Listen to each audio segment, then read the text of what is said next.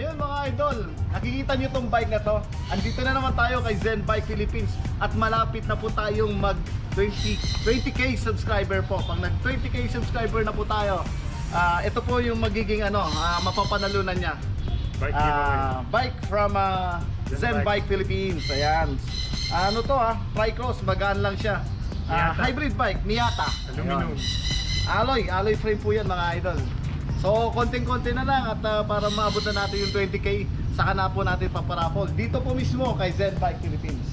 Ayun sir, may masasabi ka ba sa natin? Huwag nyo lang kalimutan mag-subscribe sa channel ni Chichoy21 sa YouTube. I-like nyo yung page namin sa Zen Bikes Philippines. Tapos don't forget to share the videos. Yan, pwede nyo na ito mapalunan. Sugino group set pa, aluminum. Wow, Sugino. Ayan sir. Shoutout lahat sa mga taga Cavite, Kawit, Imos, regalo kay Mrs. Sofia Peregrino.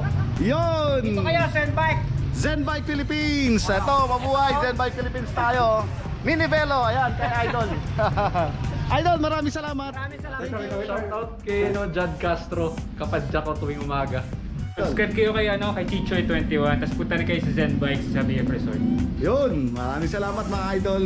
Thank you. Shoutout ko nga pala yung girlfriend ko, baka bumili akong bike ngayon titigan ko pa. Sorry.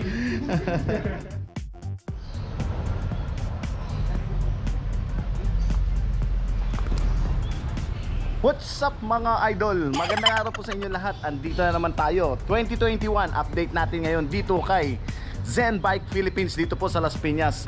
Ngayon maraming mga surprises na papakita ko sa inyo ngayon dahil marami silang mga new arrival. So abangan nyo at panuorin nyo mismo dahil meron silang mga new arrival BMX. Yung sa mga naghahanap po ng BMX, meron sila. Alam ko meron ding mga mini velo dito. Siyempre yung mga mini bike na Japanese bike available pa rin. Tapos siyempre eto yan. At siyempre available pa rin yung budget bike nila. Ayan yung budget bike. Ayan, marami dyan mga budget bike nila. So samahan nyo ako ngayong araw na to at isa-isahin natin. Papakita ko sa inyo yung mga bike. At marami na naman tayong mga mahihimas. So mga kahimas, alam nyo nang gagawin natin ngayon. Let's go!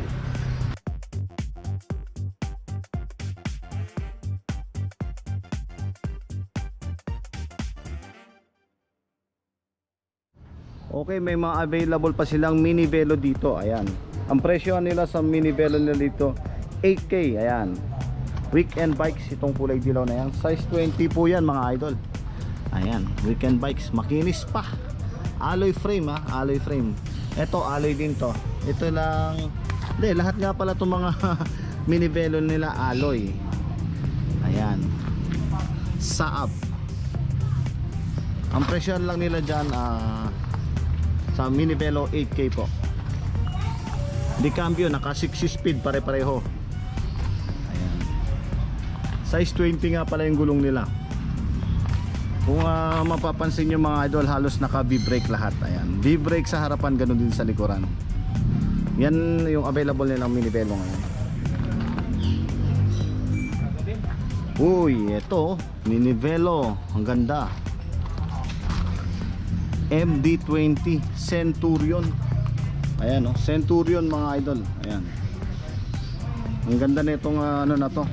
Naka Alex rim, double wall rim siya. Ayan Size 20, ang kinis pa. Bago. Bago pa yung itsura. Sobrang kinis pa po. Ayan po yung Centurion. Naka grip shift. Ang ganda nung leather Mapapansin nyo mga idol. Naka grip shift siya. Ayan. Naka 7 speed na Altus. Ayan po, naka 7 speed na Altus siya. V-brake sa likuran, ganun din sa harapan. Centurion, ayan, Centurion mini velo available sa kanila. So ang presyo lang nila 8K pataas. Ito mga Pixie naman itong mga nandito. Itong mga Pixie nila, ang range ng presyo nga pala nila dyan 7K to 8K. Andito pa yung mga iba. Ayan, puro mga Pixie yan. Kung mapapansin nyo yung mga handlebar, ayan. Ito, parang sungay, mga ganyan. Ayan Zoom, ayan, oh. Grunge, FSA, yan. Harp. Mga mini velo na available sa kanila, 8K. Ayan po. Tapos meron pa ring bagong cruiser. Itong ganda nito, Electra. Ayan. Magandang klaseng brand itong cruiser na to. Ang presyo nga pala nila sa mga cruiser, starting nila is 6,500 lang. Napakamura ang starting price nila dyan. Ayan, mga new arrival nila ngayon. Dami, oh. Siyempre marami talagang mapagpipilian ngayon na dahil new arrival ngayon. 2021 update po natin ngayon kay Zen Bike Philippines. Ganda na itong block na to, laki ng gulong, oh. Electra. Wow. Sana ganda na ako sa forma, eh. Baluktot na baluktot to, eh. Himasin ng himasin, mga idol. Ayan, bago mapunta sa mapapalad na makakabili nito, hinimas ko na. Wow. Ito mga idol, yung mga Hammer, yung mga branded po na nakikita nyo. May mga Volkswagen, ayan. Halo-halo na, may alloy, merong steel. So ang starting price lang po nila dyan 5K sa retail yon. Pero kung wholesale naman, mas mura, makukuha sa sa mas murang halaga pag wholesale po. Ang wholesale starting lang nila dyan 4K. Ayan. Mga branded po yung mga nandito. Eto mga idol, kung makikita nyo maraming hybrid na to. Yan. Yan, lahat po yan mga hybrid na yan. 6,000 ang bentahan po nila dyan. Iba't ibang brand na po yan. Pero lahat nga pala itong mga nandito, steel frame po yan mga idol. Hybrid, 6,000 lang ang bentahan nila. Ayan. So nakatayo na, magaganda pa. Yan, sa mga naghahanap ng mga hybrid na mura, ito 6,000 available sa kanila. Mga halos yan, naka-caliper brake, oh. Harap at likod, may mga nakahalo dyan. Tapos tingin tayo ng mga, ay ha-highlight ko na lang to mga idol, para hindi tayo American Eagle, yan available. Ayan, sa mga yan 6,000. Tapos ito nga pala dito sa mga ito, ang dami ditong alloy. Ito sample na lang tong mga Japanese bike na alloy na to, single tube. 5,500 lang po ang presyohan nila dyan. Retail price, ayan. Marushi, ayan. Karamihan dyan, oh. May mga Marukin, ayan. Bridgestone.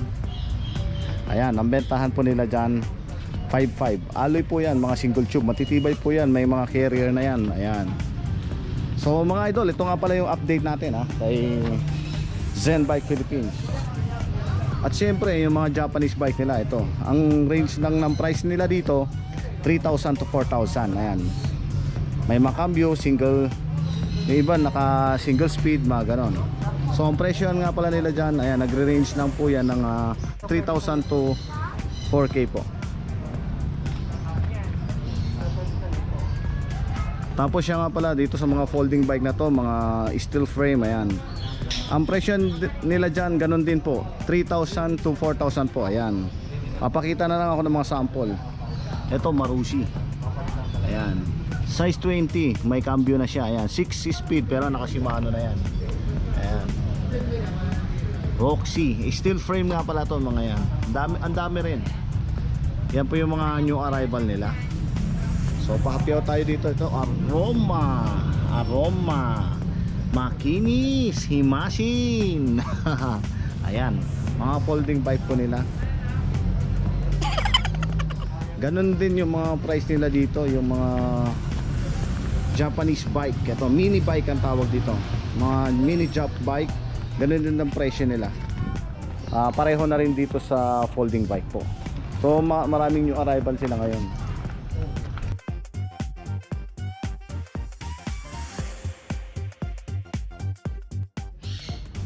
Mga idol, ito meron ako nakitang Harley Davidson na folding bike dito. Ayan. Bihira lang ako makakita nito kasi kapag tinignan mo mismo yung ano niya, ayan, no, Harley Davidson pa rin yung ano niya, caliper brake sa likuran, ganun din sa harapan. Wow, naka dual 5 volt na pala to. Ito yung tinatawag na dual 5 volt caliper brake sa likuran, ganun din sa harapan mga idol. Ayan. Para dito po. Para hindi magbangga. Tapos kung makikita nyo mismo, ayan o. Pag nahugasan pa to, di na natin makilala. Super kinis nito. Ang presyo nila dito 6,000. Ayan o. Kung mapapansin nyo yung mismo itong stem niya, yung parang dayhon. Yung mga sinaunang dayhon, ganito yun. Yung stem niya na nakikita ko. Ito namang extension niya, alloy na po. Pwede pa pataasan, pwede pa babaan. Ayan o. Harley Davidson mga idol. Yun o. Size 14 nga pala yung gulong nito. Bihira lang to, size 14. Parang gusto ko kolektahin pero wag na, baka palayasin na ako. So ayan, ang ganda niyan, 6,000. Ito naman 4,500 lang yan. Alloy po yan pero size 16. Napakamura na mga idol. Bago man lang mawala to mga dito sa paningin ko. Himasin natin muna mga idol. Alam nyo naman pag mga magaganda, himasin. Tapos kung mapapansin nyo mismo yung mga pedal, foldable na rin. So ang ganda pa ng mga condition na itong mga holding bike na to, itong dalawang to. 4,500 tapos 6,000. Mas mahal tong Harley Davidson. Rare na to. May bihira lang ako nakakita ng ganito. Ayan o. Kasama ha. Ayan. Hindi kasama yan ha. Doggy, lagi kang extra. Ayan. Nakikita nyo mga idol, ang ganda. Holding bike 6,000 or 5. Unahan na lang mga idol. Syempre may transit sila, Bridgestone. Ito ang ganda nito. Ayan o. Transit compact, kulay dilaw, makinis pa. Yan, gawa ng Bridgestone mga idol. Ayan. For now, not for sale pa daw yan. Syempre microbike. Wow. Naka belt driven to mga idol. Ganda, di ba? Wow, himasin ang himasin. Mapapa sa atin din ito. Himasin.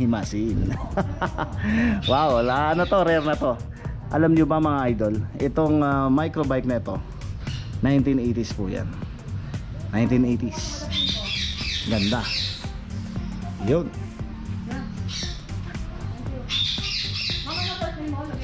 Sariwa, alloy. Meron din pala silang mga dito, e-bike. Siya nga pala mga idol, wala pa mga prices po ngayon. Ayan. Bahala na po kayo kay Zen Bikes. Yan ang mga Ayan po mga idol, pinakabunso sa lahat, Mini Bike King. Ayan. Full sus yan ha. Ayan o.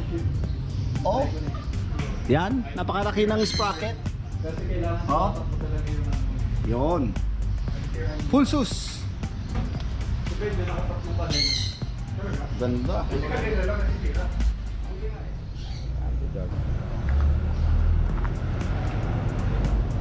So yun mga idol, BMX pa lang. Eto, kanina ko pa to hinihimas eh. Ang ganda kasi nito eh. Papakita ko sa inyo.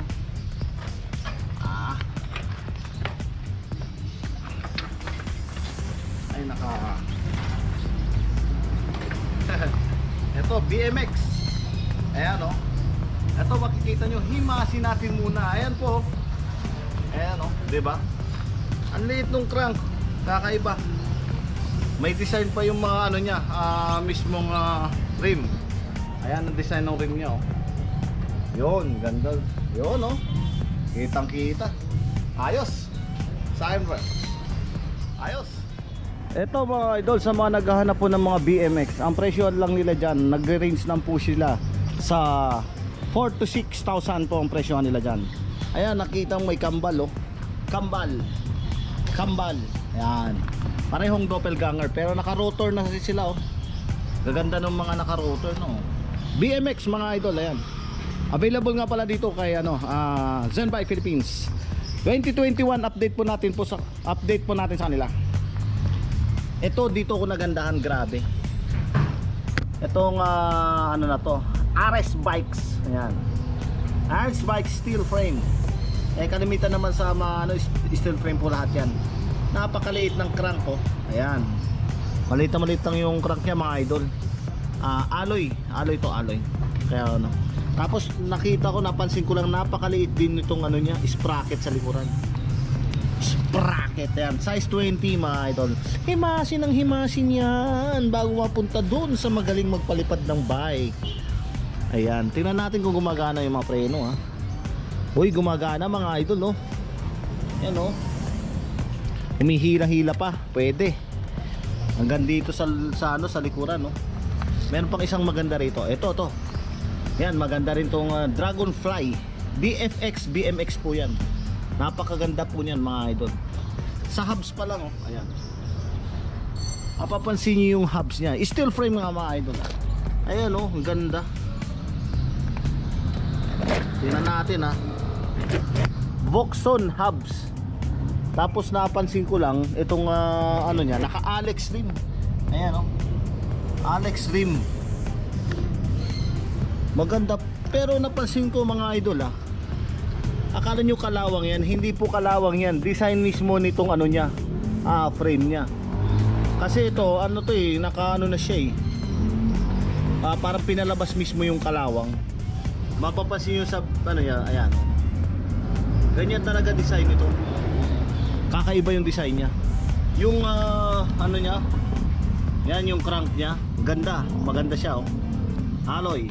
Ayan, Dragonfly BMX 4130. Ayan. Yung pedal, alloy siya. Ayan, oh, Welgo, gawa ng Welgo. Kaya pag unang tingin nyo, kala nyo kinalawang, hindi po yung kalawang. Ayan oh. BMX. Ito namang isa oh, Mazzy. Ayan, Mazzy. Ayan po yung pedal niya. Ganda ng design. Lahat po yan naka-rotor Ayan. Yun oh. Tingnan natin sa harapan kung pogi ba nga ba yung mga yan. Para malaman natin. Yun oh. Mga itsura nito oh. BMX. Yan, mga naghahanap. May nagtanong din sa akin kasi. So idol, ito meron na po yung pinapahanap nyo po na mga BMX. Meron na. Una-unahan na lang po dito kay Zen Bikes.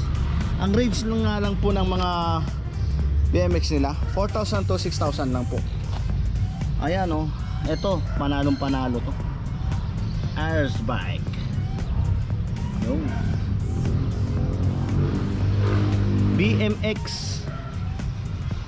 Ito, talagang ganda pala na ito. Mongo BMX. Ayan. Ganyan yung harapan po nung Dragonfly BMX bikes. Wow. Hombre. Naka hombre. El hombre. Ayan. Tingnan natin kung gumagana. Uy, gumagana. Ayos ang pitik niya. Pitik-pitik lang mga idol oh.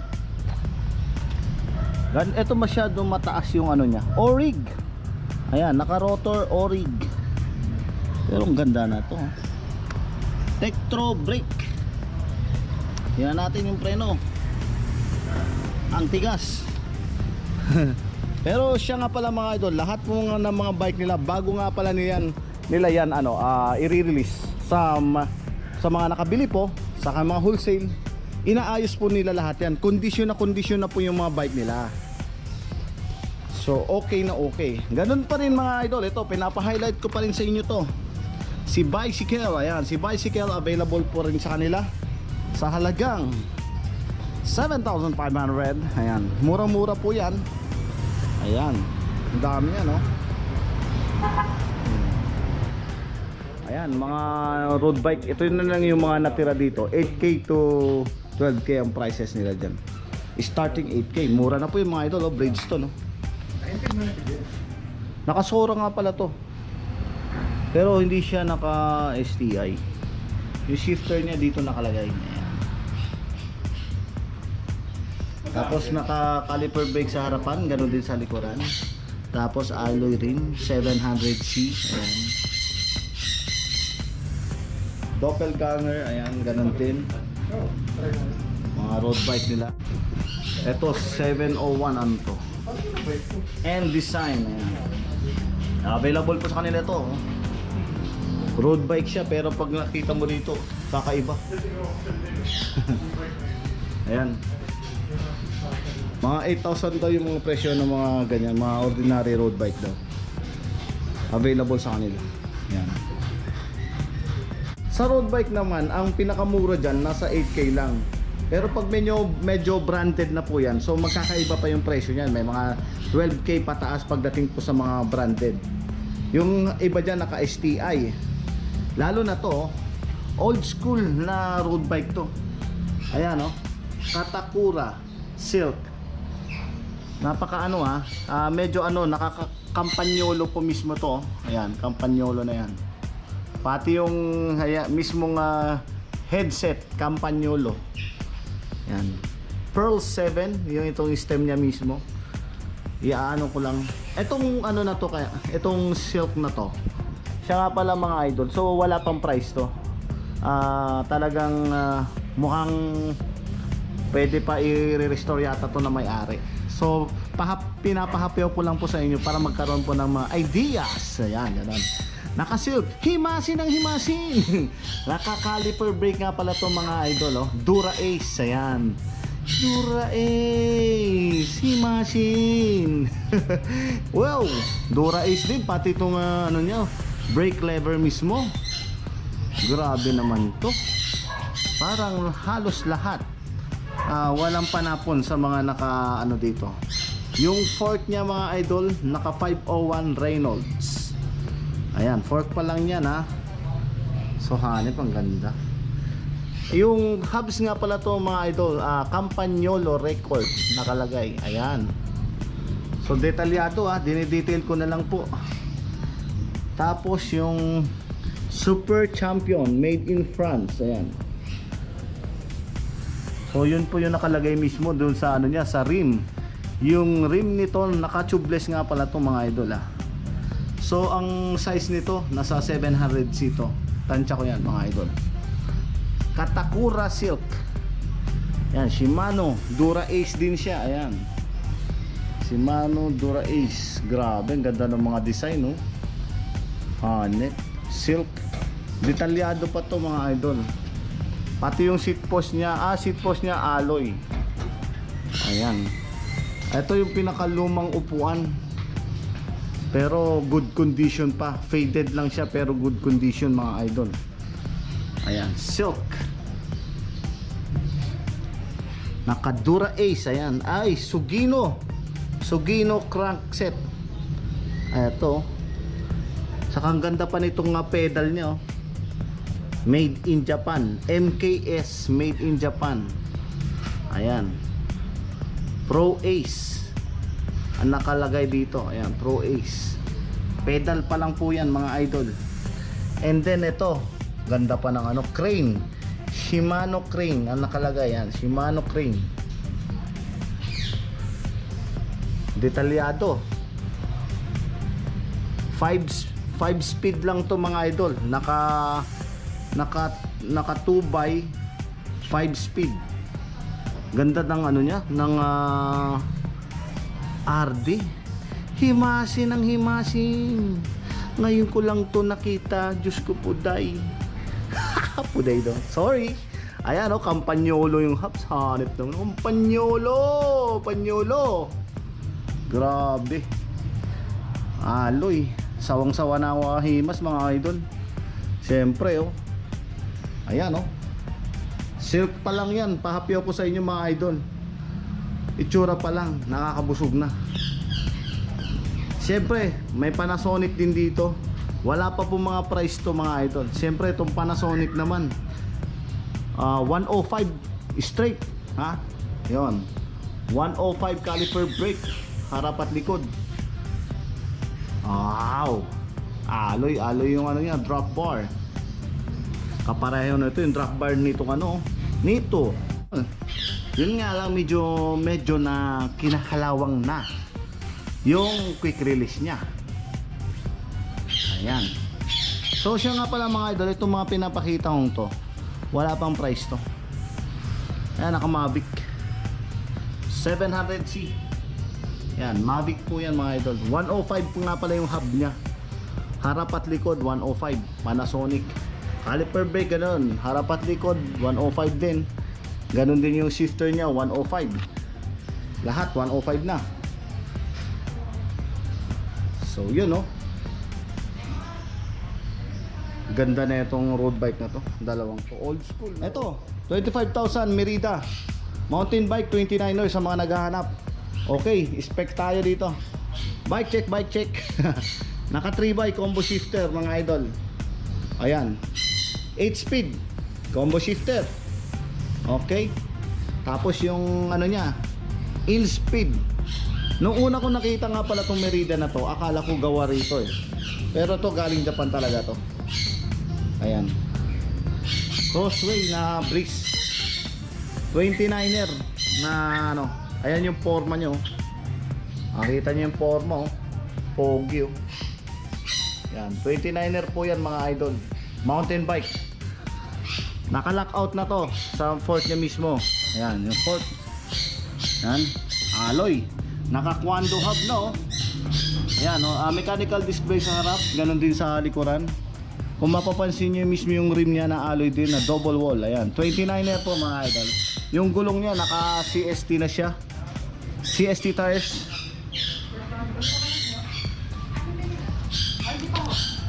Ayan o, 3x8 speed mga idol. Naka Altus nga pala to.